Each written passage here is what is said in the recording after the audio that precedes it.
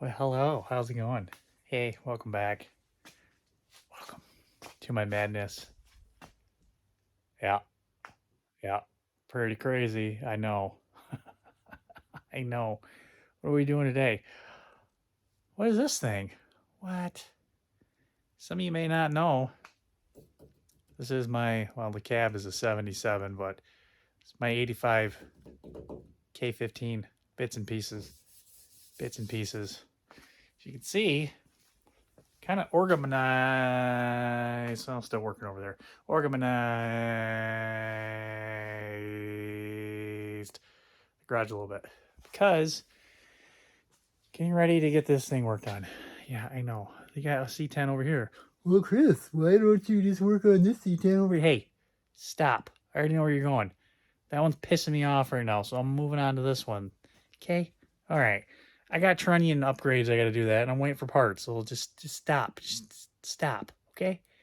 That was kind of rude, but anyways. So, some of you may or may not know. I mentioned 77 cab. Go back to the early videos, strip the whole thing down to the bare frame, and tried doing some body work on it. Shot. So, found this gem locally, $500 last year. Picked it up. Not bad. It was a tree and a 3-speed. That little shifter's up there, but it had a clutchy pedal down here, but they deleted it. And it was a 2-wheel flavor because it has no hole in the transmission mount. So, how's that going to work for mounting it up to 4-wheel drive on your stuff? Well, we're going to have to cut holes and stuff. I mean, come on. Just why you got to yell at me? We're going to knock a hole in that with the plasma cutter. Got to fix the floor. Got to fix the rocker.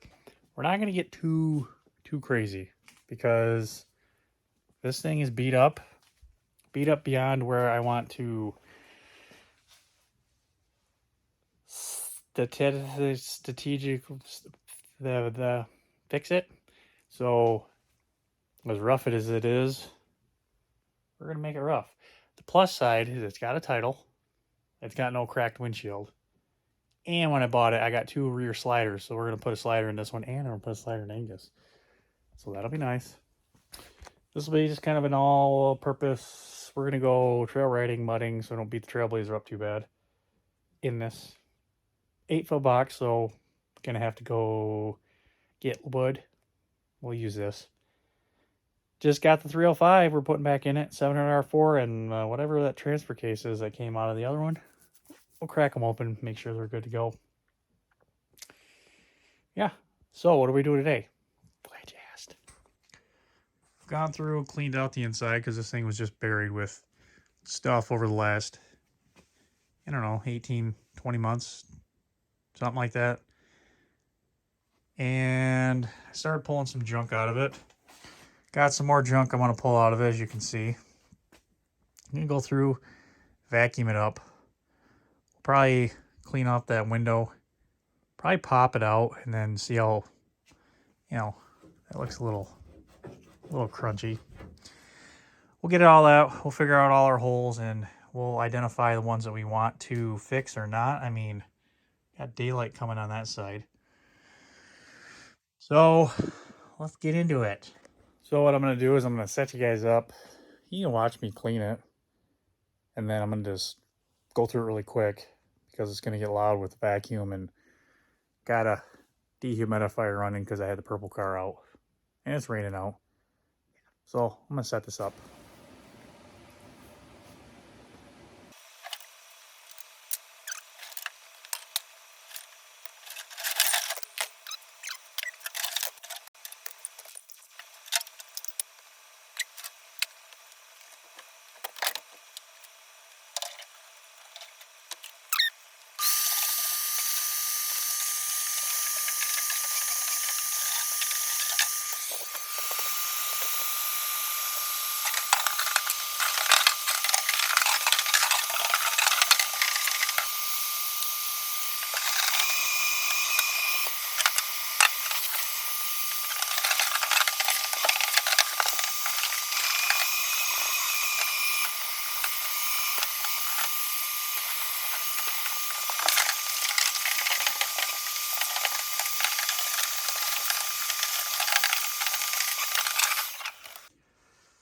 Well, still got to clean up some more on this side, but I just, you know, wanted to show you this custom block heater that I'm sure it just, you know, goes right up to over there. Oh, it goes all the way over. Well, let's see where it goes to. Comes down over to here. And right there. Yeah, so we got customage going on there. Awesome. Well, we got some more speaker wire that can get cut out. What's in here? What's in here? Anything? What's in there? Nothing. Even got the cigarette lighter blanked out. That's weird. I don't know what's going on with this. Got this. Maybe it's for some subwoofers to mount them up or something. Maybe the amp, the ground. Who knows? Electrical wire though, for a house. Extension cords. Make sure you run that in your trucks. They run well. So it's getting pretty late. Actually been working on the garage all day. So I'm going to, I think, just cut up some of this wire, get it out of here, throw it away, and be back on here tomorrow. I think I'm going to push it outside and we're going to pressure wash it. But I'll clean this up and see what it looks like. First, going to start with this awesome ground because, you know, that's good. Now we just pull that through. Nope. What is even going on here? What? Oh, of course. You know, use custom zip ties. At least they're color coded. Makes all the difference.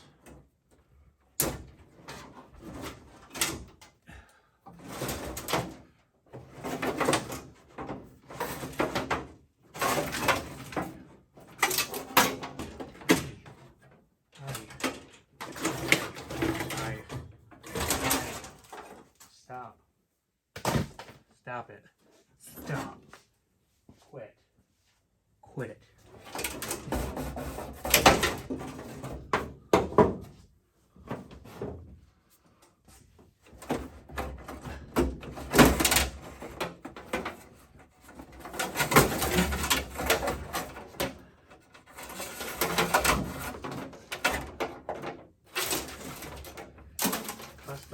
Custom tack, we're going to want to leave that in there. And we got an oil pieces gauge. That's probably still good. Whatever. What's that for? I don't know. Is that probably our tack wire signal that we were using? Probably. Another bare wire in there. Well, we're going to definitely have to do fire testing this thing, but oh well.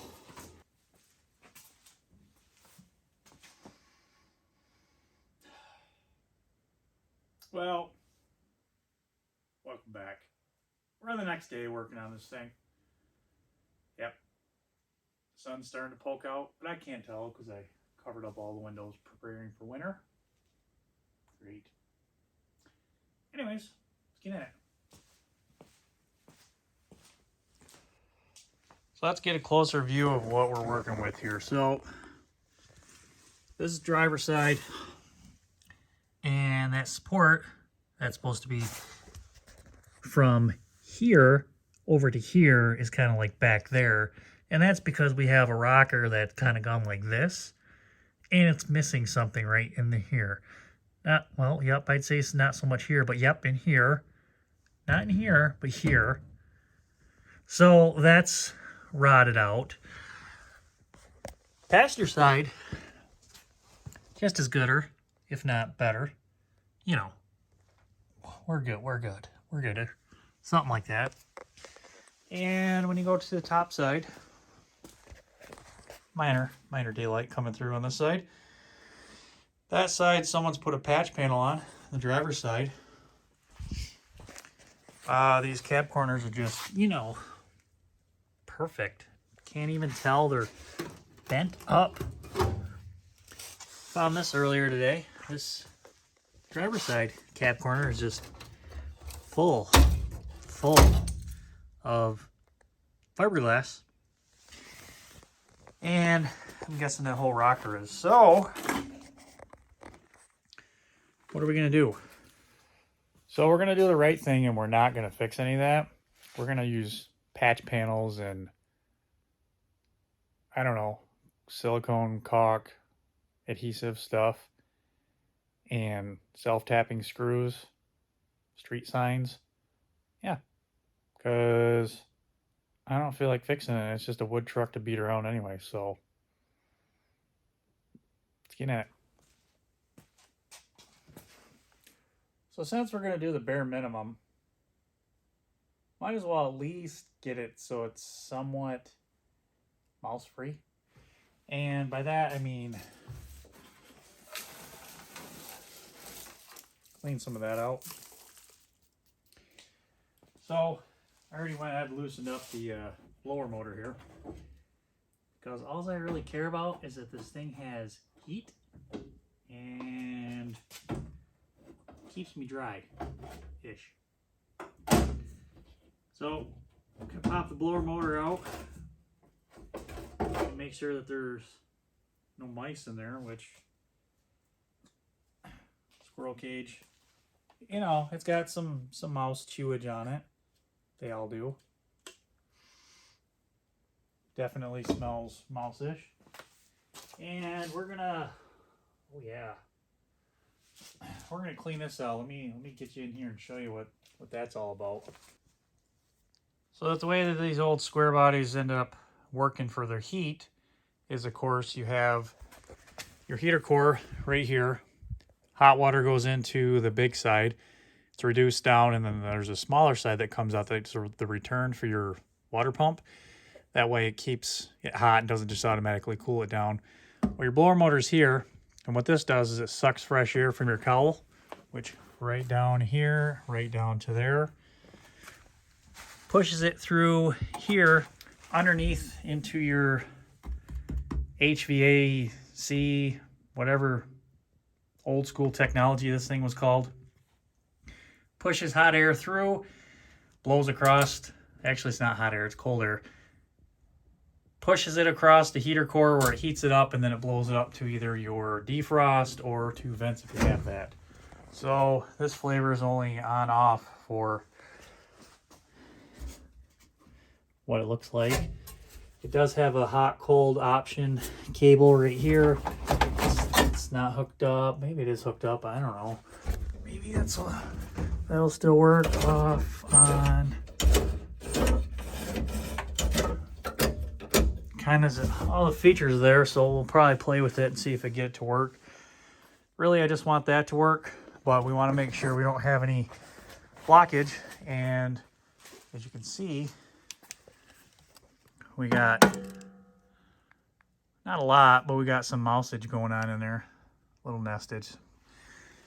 Also, you get this little flapper door over here, right there, and this opens and closes. Boop. And that'll allow fresh air in right from the cowl as well. So you're going down the highway, takes fresh air from here, shoves it down there, and blows it into the cab. Pretty ingenious design. But it also allows for critters to get into all these areas, so we want to get that all cleared up. So, guess I'm gonna pop that off, get it cleaned out. Might as well, it's in our face. And once you get all the factory GM bolts off, you can go ahead and just miss one and have to go after that one again. Great.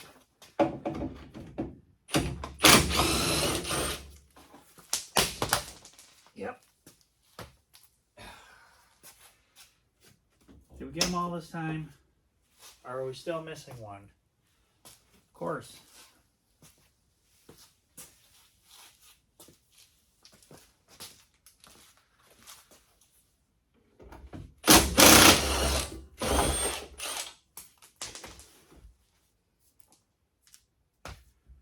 So now that you get to the point where I was at 15 minutes ago, you can go ahead and pull this off, and then, you know, you'll expose your giant mouse house. Get some gloves and a mask to do this next part. Well, we might have a mouse house. Actually, I think it's a mouse kingdom. Oh, hey, look, there's a skull right there. Must have been a burial or something. Anyways,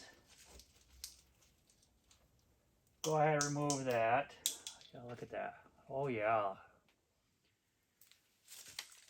Nighty night. You know, I'll go ahead and get all this lovely stuff out of here. Don't breathe it in. Holy good night. There's a lot in there. Huh.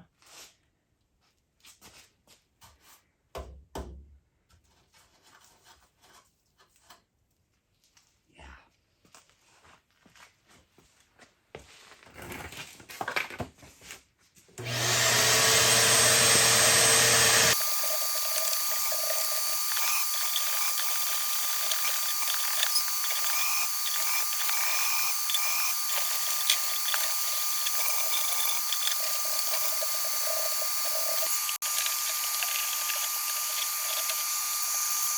Guess so.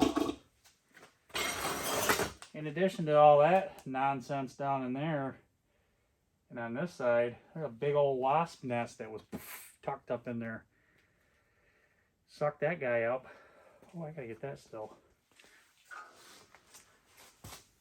So really quick, I'll address why that happens and why everything builds up, because you get leaves and stuff that happen when you park under a tree and they fall down, then they get in here and all sorts of debris gets in there and flushes down, and then it does that, and mice find their way in and everything else. Later models, GM decided to put this little plastic insert right here, and that helps with keeping stuff clean from going inside there. Same simple setup, they just have this guy in there. If you don't have one of these, you could always just make your own chicken wire screen, something. Just make sure you seal off all the openings so nothing gets down in there. Okay, so I've taken some disinfectant cleaner and I've sprayed all inside there, wiped down what I could, sprayed it down again, moved the flap, cleaned that all off, sprayed all in there, and went inside and I sprayed the vents down as well. Honestly, I'm going to call that good enough because I really don't feel like cracking that thing open to get any more out. And besides, if we have a mouse house in the inside or the heater cord goes bad, we'll just address it when that happens. So I got her all put back together, bolted in. Did hook a battery up really quick with some jumper cables. So let's see how healthy this thing sounds. I mean, I've heard worse. Let's see if it's actually blowing anything inside. I feel air moving right here. Might have to seal that up.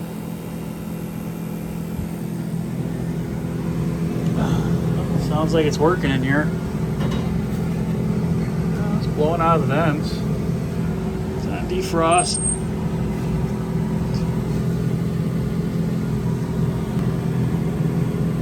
Well, it's blowing out of there anyway. But I might want to replace that before winter time here. So now I gotta address this whole, I'm up on my tetanus shot.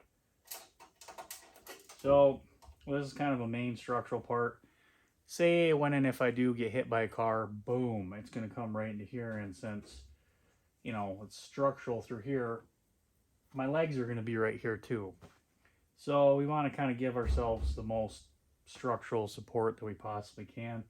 So I'm going to make some patch panels for this, and then we'll see how we do in here and then figure out the floor from there. A couple things you can do is you can cut it out. You can buy whole replacement rocker panels. You can buy that, both sides. Cab corners, I think this supports $250 with floorboards. You can get it 6-piece where it's just a couple rockers of supports and floorboards for less than that. You know, whatever you need. But for my application, I have old panels left over from when I did the Suburban, which I think this actually is this piece right here, maybe. I don't know, maybe it's for the other side. Well, regardless, I have a couple panels floating around with some spare supports that we're gonna utilize. Use what kind of metal you choose. You always want to cut out, figure out where you want to cut. I'm just gonna go ahead and just, I don't know, that looks good there. I'm gonna follow this seam down here.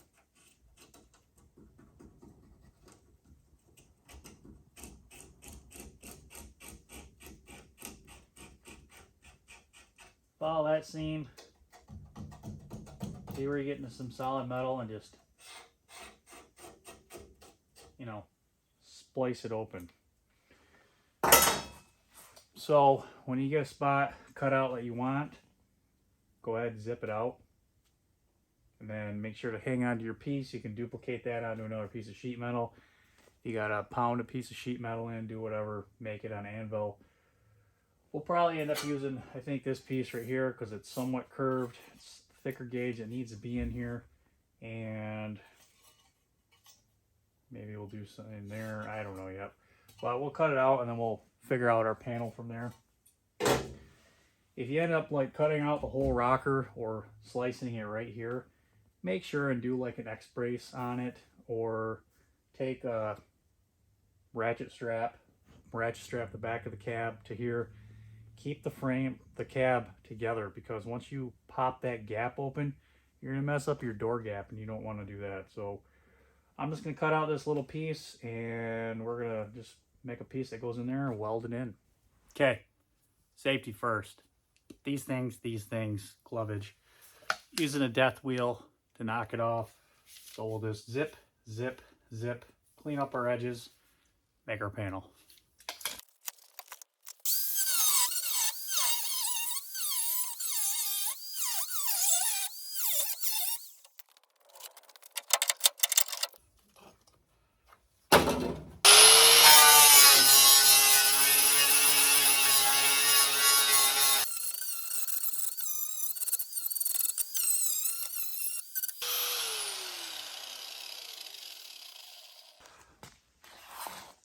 Well, obviously someone's already been in here and made a repair, haphazard. And as I get to looking at it, I should have paid attention because that, but I didn't. So this has already been done once. Yeah, I'm not gonna come in here and correct anyone's issues. So yeah, we're just gonna leave that as is and call her good. Anyways, we got the panel out. This is a piece that we're gonna use. Kind of bent it and twisted it as you saw, but gives us a rough idea of the size that we need to use. So what I have is I have the piece, found an additional other piece that kind of had a curve in it. I think if we just put that on there and trace it out over to that line and then down, we should have plenty.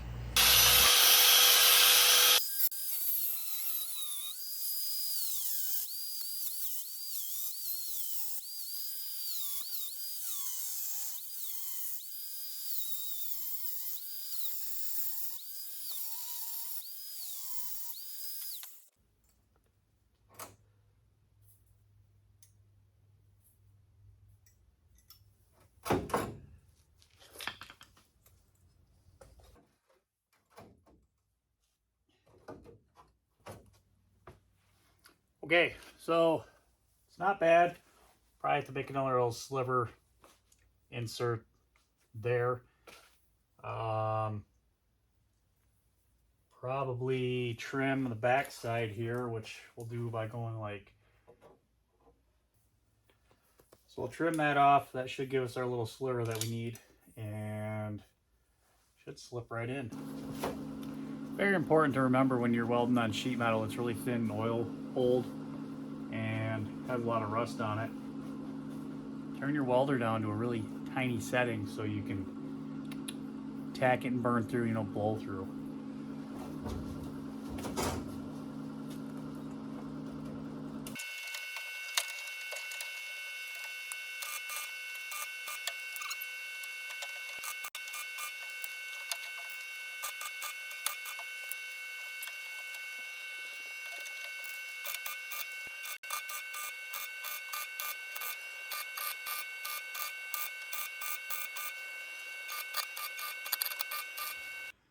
Well, end of the day, that's what it looks like. And it's not the best because of my awesome Harbor Freight welder. But you know what? It fits the truck because the rest of it is what it is. So I'm going to let that cool off because I put a lot of heat to it. Come back out here probably tomorrow. Take another piece of metal, make another lip that comes up. And then grind it. Get the welds looking somewhat okay. Then tear into the floor. But we got a lot done on bits and pieces. It's going to wrap up this video for today. Thanks everyone for watching. Stay tuned. Got lots more welding and other BS to do with this thing before we drop it on the frame and put the motor in and put the front clip on, put the bed on, and yeah, wire it up. Thanks everyone for watching. See you next time.